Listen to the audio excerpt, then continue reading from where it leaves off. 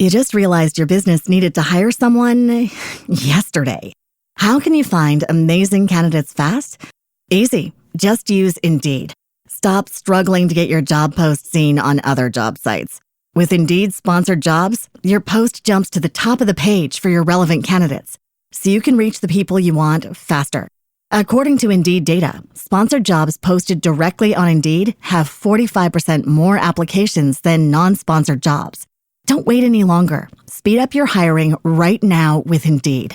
And listeners of this show will get a $75 sponsored job credit to get your jobs more visibility at Indeed.com/kidsandfamily. Just go to Indeed.com/kidsandfamily right now and support our show by saying you heard about Indeed on this podcast. Terms and conditions apply. Hiring? Indeed is all you need. Hey friend, quick note. I'm taking a summer break to rest, realign, and finish some exciting things behind the scenes. While I'm away, I'm sharing some of the most loved episodes. Look for power replays in your feed. Whether this is one of those episodes or this is a gem you found on your own from the archives, enjoy. Wishing you a joyful summer, and I will see you in October. In this short episode, you're going to learn about baby aspirin in pregnancy, why we prescribe it, and whether or not you should be taking it.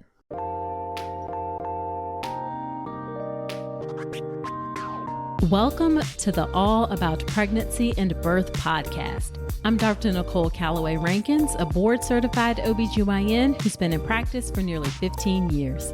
I've had the privilege of helping over 1,000 babies into this world, and I'm here to help you be calm, confident, and empowered to have a beautiful pregnancy and birth. Quick note, this podcast is for educational purposes only and is not a substitute for medical advice. Check out the full disclaimer at drnicolerankins.com/disclaimer. Now let's get to it.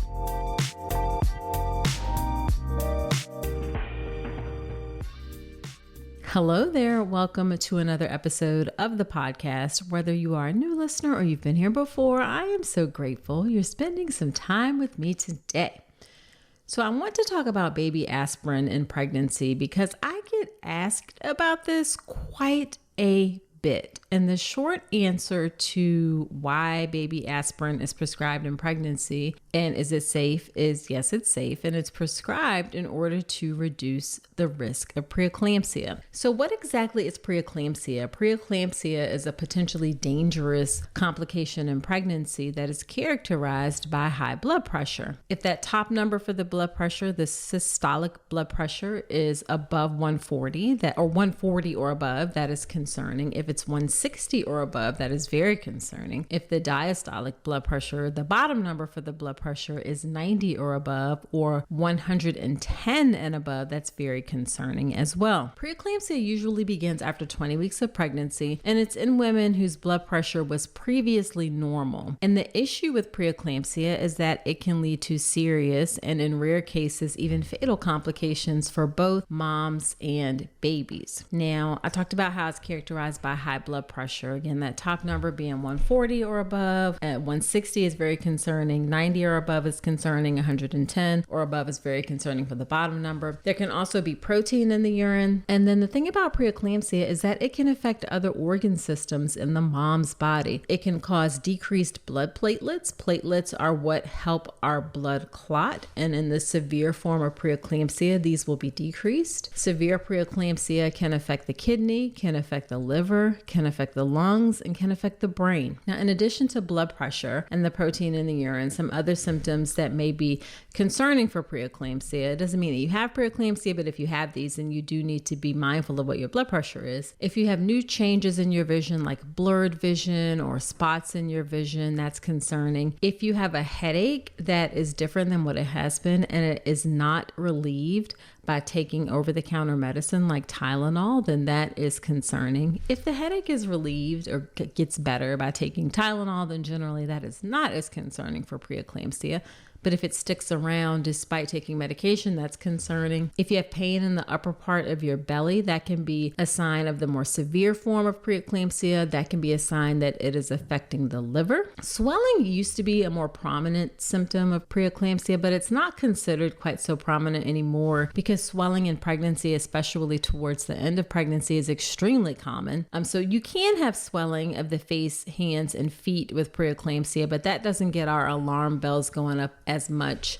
If it's accompanied by a sudden increase in weight gain, like from 1 week to the next you gain 10 pounds, then that can definitely be concerning and raise some alarm bells. And then the other symptom of preeclampsia is sometimes people just don't feel good. They don't feel right. Something feels off. They don't feel well. They can't put their finger on it. But that always definitely raises alarm bells in my mind, especially in the setting if someone has elevated blood pressure as well. We do not know the exact cause of preeclampsia. Whoever figures out what causes preeclampsia is going to win a Nobel Prize for medicine. But we believe that it's related to inflammatory issues that happen in the placenta, which can cause it to not develop properly. And when it doesn't develop properly or it's not functioning as well as it could, then that can lead to inadequate blood, oxygen, and nutrient supply to the baby, which then in turns lead to growth restriction where the baby doesn't grow as much. It can lead to preterm birth. In severe instances, it can lead to stillbirth. We've also looked for lots of ways to prevent preeclampsia. There have been lots and lots of studies done. And there are some studies that, especially in high-risk populations, things like vitamin C supplements or vitamin D supplements may help reduce the risk of preeclampsia a little bit.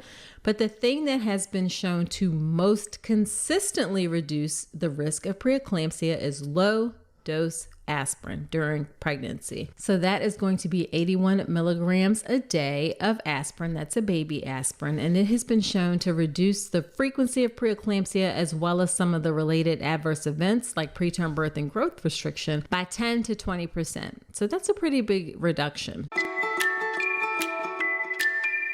You know what I don't love? Feeling like an afterthought, especially when it comes to pregnancy. And unfortunately, that's exactly how the supplement industry has treated women.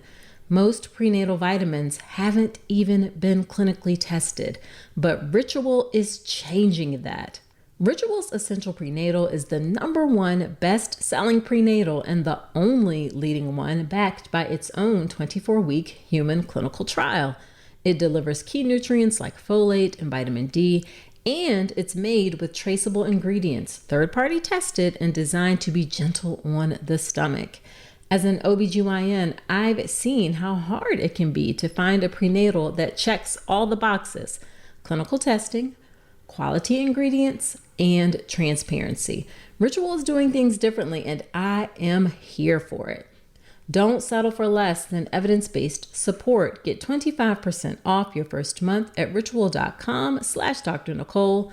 Start Ritual or add Essential Prenatal to your subscription today.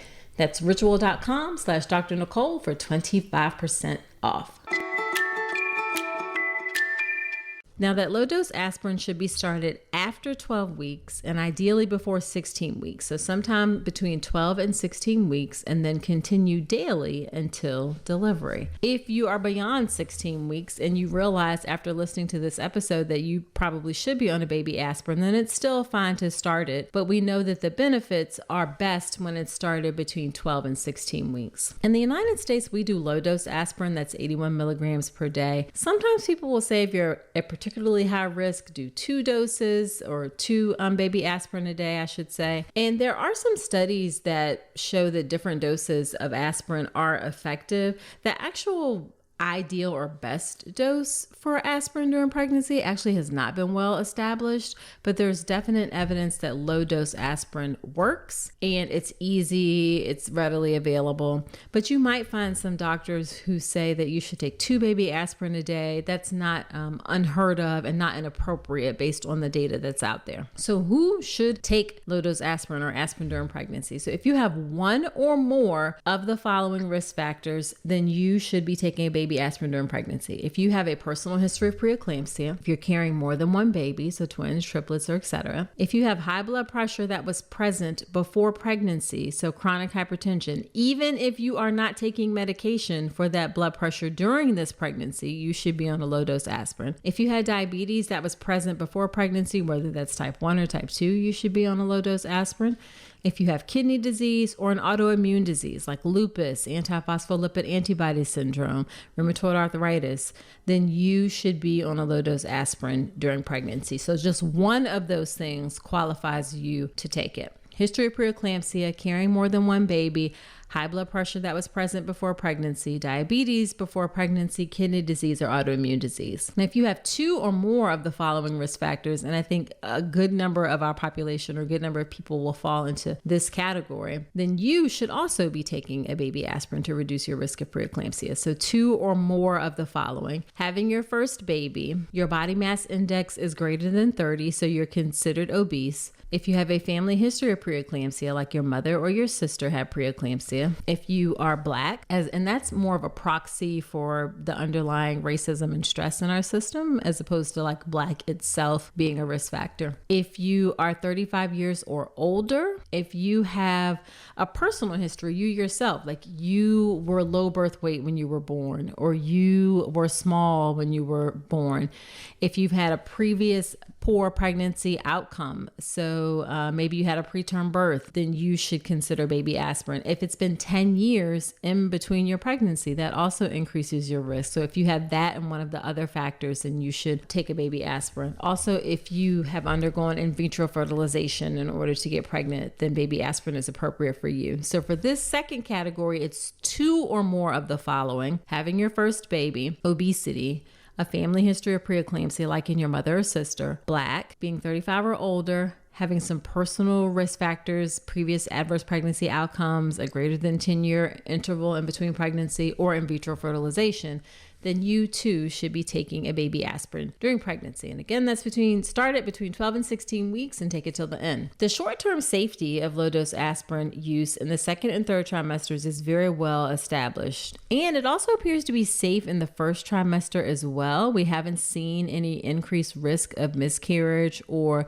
congenital anomalies, but it's definitely very safe in the second and third trimester with very minimal side effects or risk. One of the possible risks is bleeding, because aspirin can thin your blood a little bit, but I've never seen that happen, and the chances of that happen are extremely low. Now, I will say that longer term safety data, so beyond pregnancy and even in the immediate postpartum period, are limited. So we don't have a lot of long-term data on the impact for moms or babies if mom takes aspirin during pregnancy, but the short-term data is very safe and the benefits are definitely there. Okay, so there you have it for this short episode on baby aspirin and pregnancy. Please share this podcast with a friend. Sharing is caring, and if you think they would benefit from this information, then I would appreciate you sharing that with them. Also, subscribe to the podcast wherever you're listening to me right now, and if you like it, then leave me a 5-star review in Apple Podcasts. It helps the show to grow and helps other women to find the show.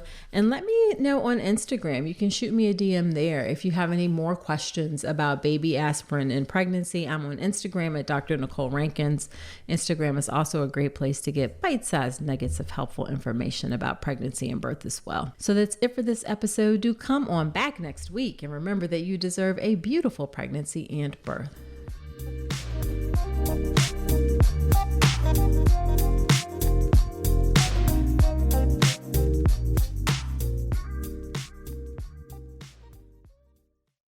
If you're a podcast host, listen up, this one's for you. My name is Allie Jackson. I'm the host of Finding Mr. Height, a dating and relationship podcast that I've been doing for 4 years now, sharing my positive and practical approach to dating that's built on my own life experience. And I wanted to share another experience that I've had, my secret behind monetizing my show. It's called Red Circle, and I was just telling my colleague about how much I love their platform. With Red Circle, not only am I getting a seamless hosting experience, but I also love the support I receive in ad sales. It's not just typical ad sales either. It's targeted targeted opportunities based on my show and my life. And the platform is super simple. You just set your preferences and Red Circle matches you with sponsors that align with your show. You can vet every opportunity and their platform gives you great analytics. More recently too, my Red Circle team has brought me opportunities outside of my podcast on social media to really augment the podcast partnerships, bring them full circle. I just can't recommend them enough. If you want to give it a try, go to redcircle.com to get your free trial. That's redcircle.com for a free trial.